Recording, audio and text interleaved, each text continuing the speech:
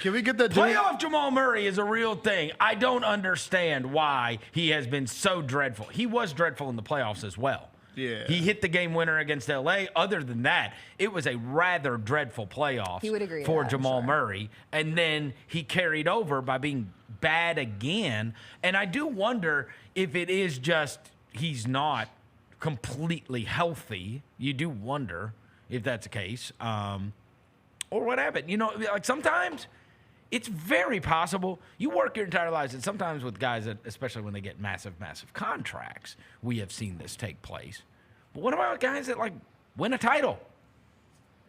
You know? And you're a made man at that point. What are you going to say about me, right? Yeah. I just won the title. Like, you think he's I just was just chilling? wanted to, I'm just saying, like, you know what I mean? Like that eye of the tiger that it takes to get to that point.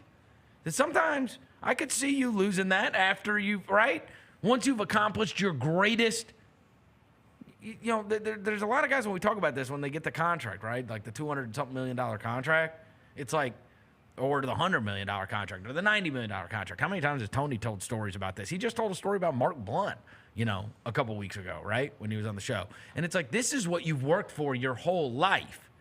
But the guys that continue to do that, those are the ones that separate themselves for true greatness and then all-time greatness, right? And that's one of the things you respect about Desmond Bain being in the gym every single day. It's very easy to get a $200 million contract and not put the same work in that you did in order to attain the $200 million contract, right? There is, in some cases... I think all the guys are in the gym. I just say in some cases, hundreds of millions of dollars and or a championship can be viewed as a finish line.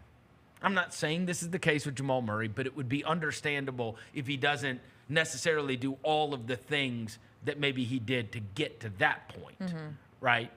Because it's pretty perplexing how he could be that bad. We know he's one of the best players when he is at his best. Yeah. We've seen him in the highest level of NBA competition be amazing, but he has been crap.